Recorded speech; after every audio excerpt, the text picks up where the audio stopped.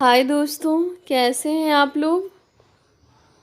Welcome to target mission Pataliputra university BA first year इतिहास honours notes. आज का हमारा प्रश्न है, प्राचीन भारतीय इतिहास के अध्ययन के स्रोतों की चर्चा कीजिए। ये क्वेश्चन 2020 में आया हुआ है, क्वेश्चन नंबर 1। तो आइए देखते हैं, प्राचीन भारतीय इतिहास के स्रोतों की चर्चा कीजिए। बुद्ध के दृष्टिकोण के प्राचीन भारतीय इतिहास की जानकारी की साधनाओं को दो विस्तृत वर्गों में विभक्त किया जा सकता है, साहित्यिक सामग्री एवं पुरातात्विक अवशेष, यानी कि आर्कियोलॉजिकल एंड लिटरेरी सोर्सेज। जहाँ पर साहित्य हमारी मदद नहीं करते, वहाँ हमें पुरातात्विक सामग्री का सहारा लेना पड़ता है। वैसे तो साहित्यिक साध्यों का इतिहास लेखन में अपना महत्व ही है, परंतु तुलनात्मक दृष्टि से पुरातात्विक सामग्री इसलिए ज़्यादा महत्वपूर्ण हो जाती है क्योंकि यह साहित्य में उपलब्ध विवरणों की पुष्टि करने में सहायक सिद्ध होती है। साहित्यिक स्रोत।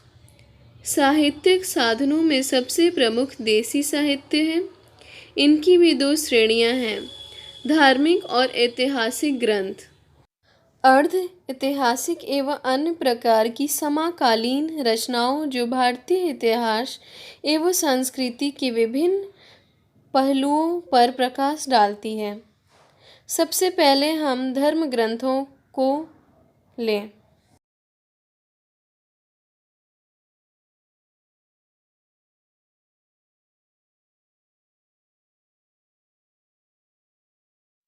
धर्म ग्रंथों को श्रेणी में सबसे प्रमुख वैदिक साहित्य है।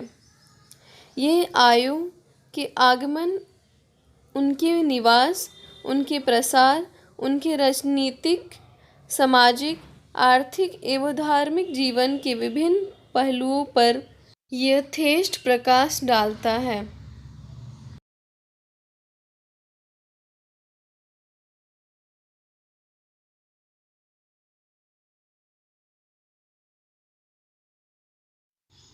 अन्य वेदों से भी आर्यों के जीवन, उनके क्रियाकलाप, उनके धार्मिक एवं सामाजिक अनुष्ठानों पर यथेष्ट प्रकाश पड़ता है।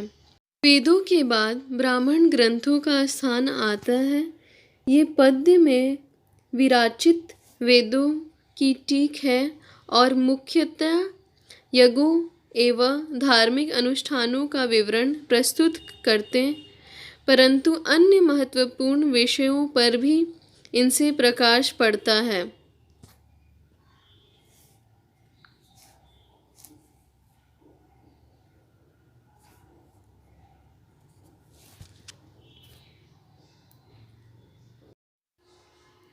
आरण्यक और उपनिषद भी कम महत्वपूर्ण नहीं है, यदि मूलतः ये भी धार्मिक ग्रंथ ही हैं, परंतु इनमें एक नई बात देखने को मिलती है।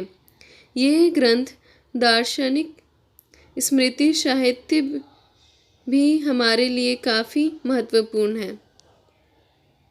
सभी ग्रंथ राजनीतिक इतिहास की जानकारी के दृष्टिकोण से भी बहुत लाभदायक नहीं है, परंतु अन्य विषयों पर इनसे यथेष्ट मदद मिलती है।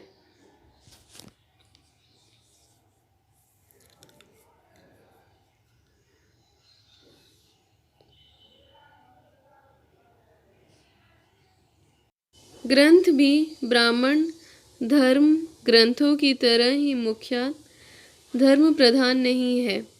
इनका मुख्य उद्देश्य बुद्ध और महावीर की जीवनी, उनकी कार्यकलापों, उनके उपदेशों का संकलन है, परंतु इन्हीं ग्रंथों में महत्वपूर्ण राजनीतिक, सामाजिक एवं आर्थिक व्यवस्था का भी चर्चा देखने को मिलती है।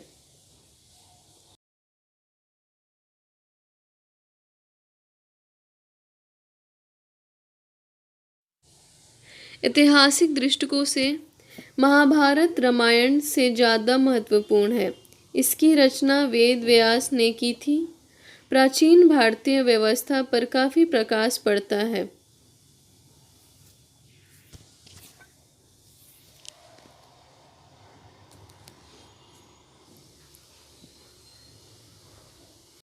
रामायण की तरह महाभारत की निश्चित तिथि भी विवादास्पद है।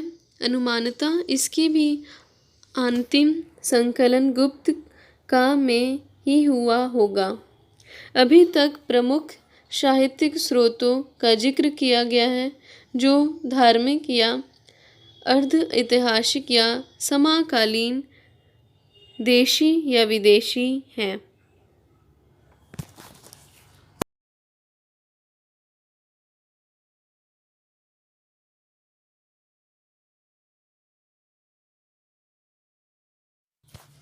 इतिहास की सही जानकारी के लिए साहित्यिक तथा पुरातात्विक सामग्री वास्तविकता को दर्शाता है और साहित्य की सही जानकारी के लिए साहित्यिक तथा पुरातात्विक सामग्री को मिलाकर व्यवहार करने से प्राचीन भारतीय इतिहास सही रूप उभर कर हमारे सामने आता है। दोनों साधन साहित्यिक एवं पुरातात्विक एक दूसरे पूरक हैं।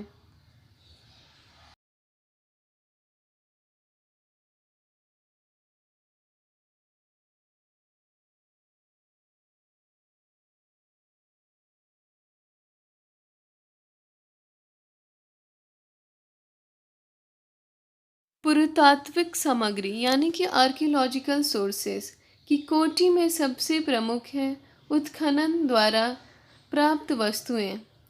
वस्तुएं विभिन्न प्रकार की होती हैं, जैसे प्राचीन भवनों के स्मारक, मृण मूर्तियों, मिट्टी के बर्तन, खिलौने, सिक्के, हथियार इत्यादि। ये किसी काल और जातीय द्वारा प्रयुक्त वस्तुओं की वास्तविक जानकारी देकर उसे काल की सभ्यता एवं संस्कृति की जानकारी प्राप्त कराने में सहायता देते हैं। पुरातात्विक सामग्री के चित्र इस वीडियो के लास्ट में दिए गए हैं।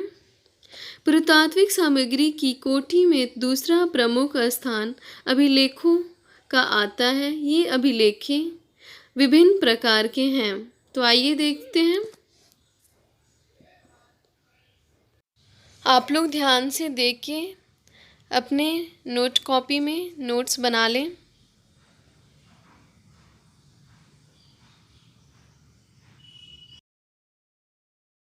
गुफालेख, शिलालेख, स्तंभलेख, मोहरों पर खुदे अभिलेख इत्यादि ये विभिन्न विषय पर प्रकाश डालते हैं।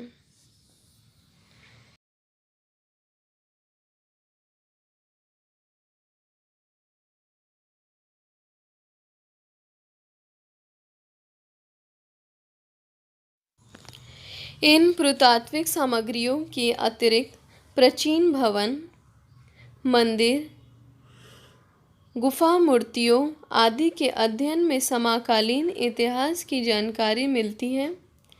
हड़प्पा, मोहनजोदाड़ो, तक्षशिला, कौशाम्बी आदि से प्राप्त भवनों के अवशेष उस समय की नगर निर्माण योजना पर प्रकाश डालती है। सिंधु घाटी की सभ्यता का वीडियो हिंदी में डाल दिया गया है, आप लोग ज़रूर उस वीडियो को देखें। उसमें चित्र सहित समझाया गया है सिंधु घाटी की सभ्यता के बारे में। इस प्रकार प्राचीन भारत इतिहास की जानकारी के अनेक साधन हैं। हर एक का अपना अलग अलग महत्व है। जितना महत्व साहित्यिक सामग्री का है उतना ही महत्व पुरातात्विक सामग्री का भी है, परंतु तुलनात्मक दृष्टि से पुरातात्विक सामग्री ज़्यादा महत्वपूर्ण है। फिर भी दोनों एक दूसरे के पूरक और बिना दोनों के साधना के उचित प्रयोग के प्राचीन इतिहास की सही जानकारी नहीं हो सकती। आइए अब चित्र के माध्यम से हम स्रोतों के बारे में जानते हैं। इतिहास के महत्वपूर्ण स्रोत। पहला, साहित्यिक स्रोत यानी कि लिटरेरी सोर्सेस। दूसरा, पुरातात्विक स्रोत यानी कि आर्कियोलॉजिकल सोर्सेस। साहित्यिक स्रोत, ये लिटरेरी सोर्सेज के कुछ फोटोज़ हैं। उपनिषद्स, वेद,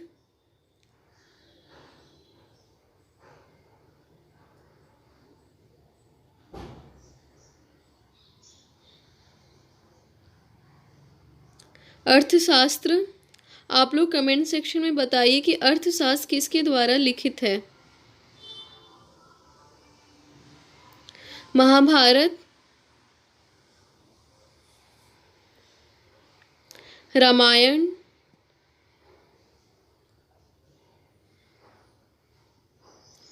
बाबरनामा,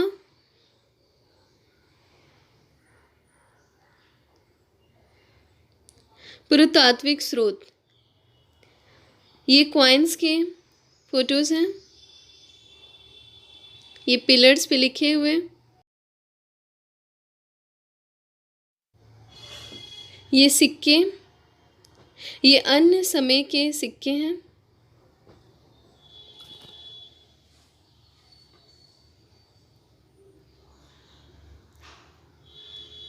ये पिलर्स पे लिखे हुए, ये सारे आर्कियोलॉजिकल सोर्सेज में आएंगे।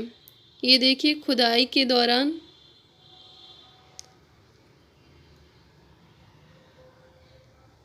ये कुछ वेपन्स, हथियार। तो यही हमारा आज का टॉपिक ख़त्म होता है। अगर आपको इसी तरह नोट्स का वीडियो चाहिए तो कमेंट सेक्शन में ज़रूर बताएं। सिंधु घाटी सभ्यता का वीडियो का लिंक डिस्क्रिप्शन बॉक्स में दे दिया जाएगा, आप उसे ज़रूर देखें, वो हिंदी में है। Thank you very much. अगर आप लोगों को किसी और टॉपिक, क्वेश्चन बैंक रिलेटेड या सिलेबस रिलेटेड वीडियो चाहिए तो कमेंट सेक्शन में ज़रूर बताएं। Once again thank you. Target mission is always with you all.